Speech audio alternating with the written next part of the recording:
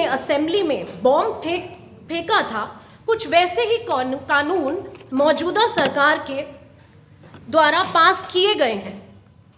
फर्क ये है कि कम से कम उस दौर में बिल पर चर्चा चल रही थी। आजकल श्रम और कृषि कानून जैसे बिल्स बिना किसी पर्याप्त चर्चा के ही पारित कर दिए जाते हैं। क्या थे वो कानून? ट्रेड डिस्प्यूट्स एक्ट 1929 के अनुसार हड़ताल को ही अवैध घोषित कर दिया गया, और यदि हड़ताल में भाग लेना भी हो तो प्रत्येक श्रमिक को प्रशासन को 1 महीने का एडवांस नोटिस और इजाजत लेनी होगी। प्रावधान बिल्कुल ऐसे ही प्रावधान इंडस्ट्रियल रिलेशंस कोड 2020 में भी मौजूद है।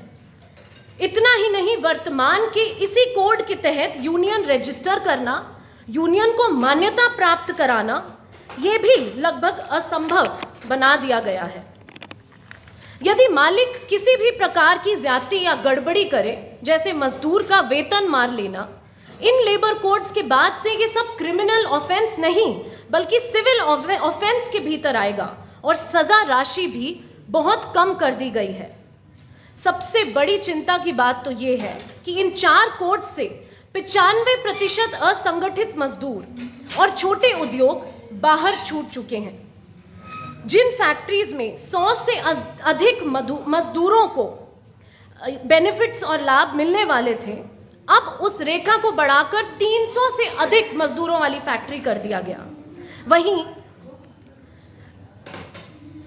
उसी रेखा को बढ़ा दिया, अधिक लोग 8 घंटे से ऊपर काम कर रहे हैं। ठेका प्रथा तो नियमित रूप से नॉर्म ही बन गया है। मेरे अनुसार इन्हें लेबर कोड नहीं, मालिक कोड कहा जाना चाहिए।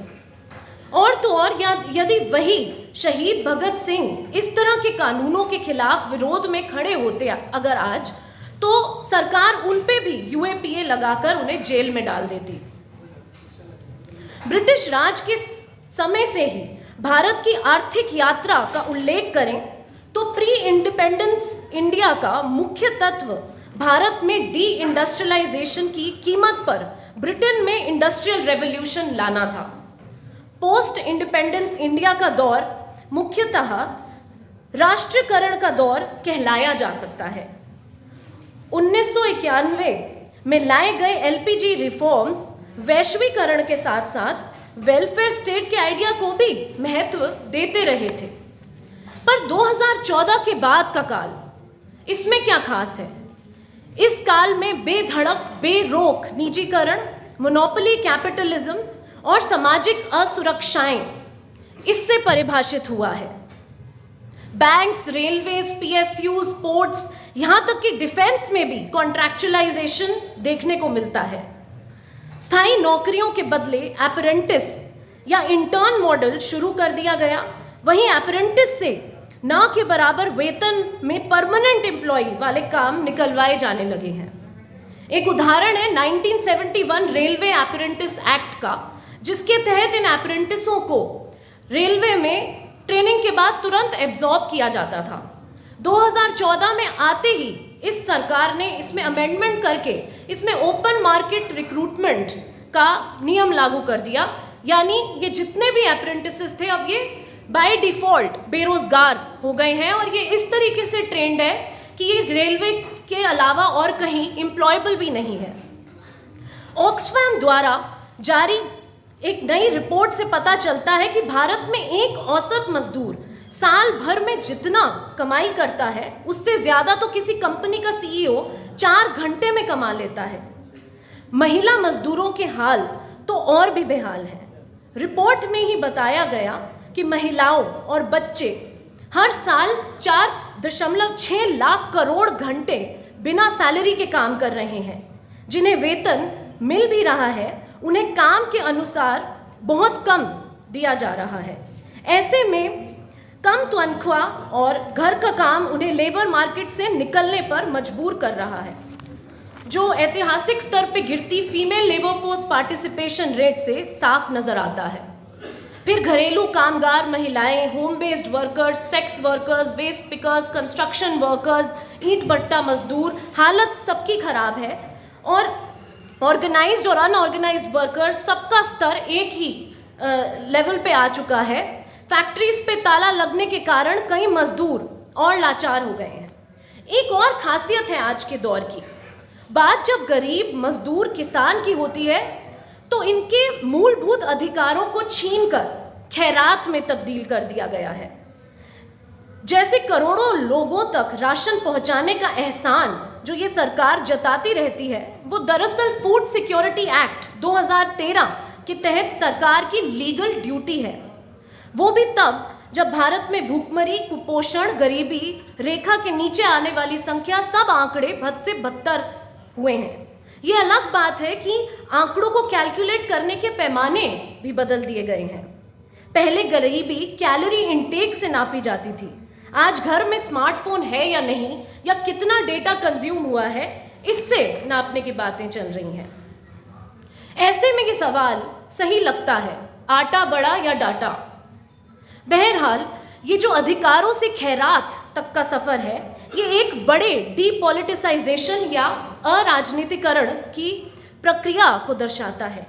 ये सफर है कलेक्टिव बार्गेनिंग से सोशल डायलॉग तक का, स्ट्रीट स्ट्रगल से सेमिनार्स का, सॉलिडारिटी से वॉलंटियरिज्म का, यूनियन से चैरिटी और चैरिटी से CSR का, लिविंग वेज से फ्लोर वेज, फ्लोर वेज से स्टारवेशन वेजेस का, लेबर इंस्पेक्टर से फैसिलिटेटर का, लेबर लॉयर से कॉर्पोरेट लॉयर का, ऐप वर्कर से डिलीवरी पार्टनर का, जवान से अग्निवीर बनने तक का सफर, और मजदूर से हिंदू मुसलमान होने तक का सफर।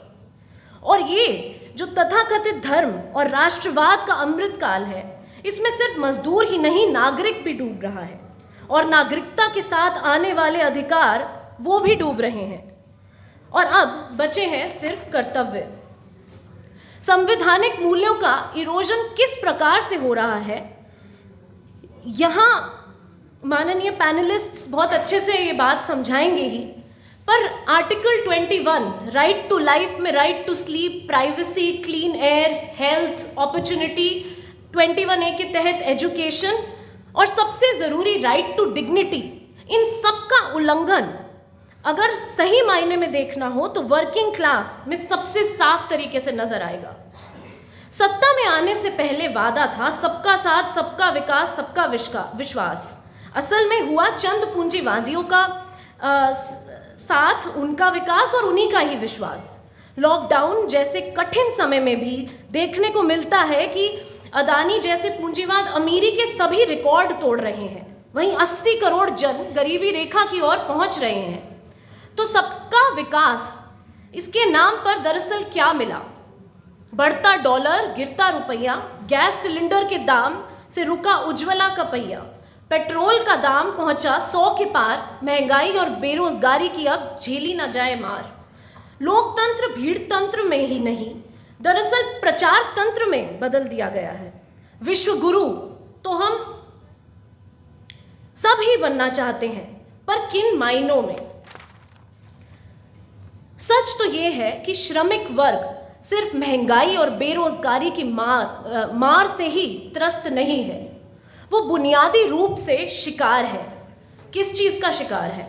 वो मिडिल और अपर क्लास बायस या मध्यम और उच्च वर्ग मानसिकता का शिकार है।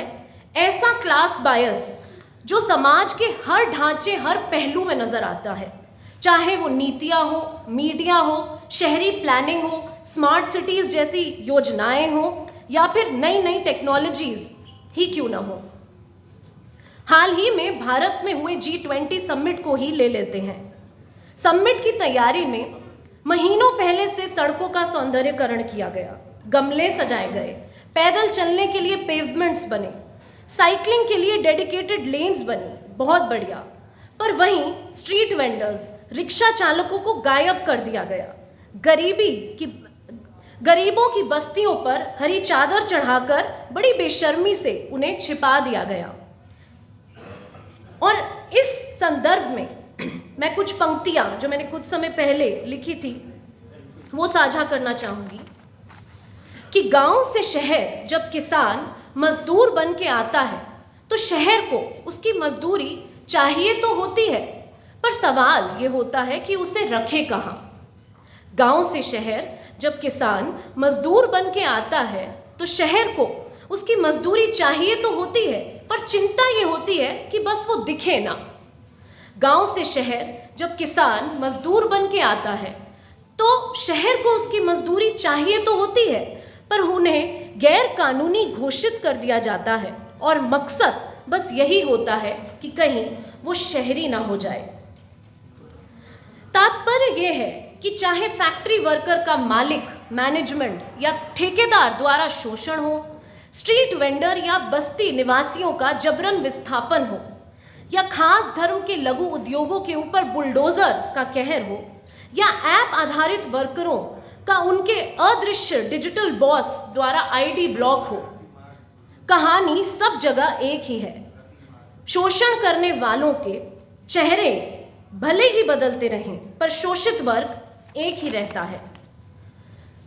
फार्मर सुसाइड का मुद्दा तो उठता रहता है, भले ही किसानों को भी कोई राहत न मिली हो, पर प्रति वर्ष लाखों मजदूर जो अपनी जान ले रहे हैं उसकी जवाबदेही कौन लेगा?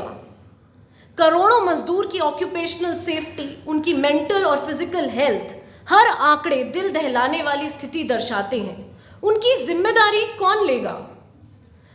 हमारी संस्था पैगाम, यूनिवर्सिटी ऑफ पेंसिल्वेनिया और आईफैट नाम की यूनियन ने गिग वर्कर्स पे एक स्टडी की है जो दिसंबर में ऑफिशियली लॉन्च की जाएगी। उसमें उनकी कमाई, जो कि बहुत कम देखने को मिल रही है, और काम करने के घंटे जो कि औसतन 16 घंटे से भी अधिक पाए जा रहे हैं, जिसमें कैब ड्राइवर्स और डिलीवरी पर्सन्स के ऊपर ये 12,000 वर्कर्स की स्टडी रही थी। छुट्टी की अगर हम बात करें तो वो हफ्ते में एक छुट्टी भी नहीं ले पा रहे हैं। इस तरह के चौंकाने वाले आंकड़े नज़र आते हैं।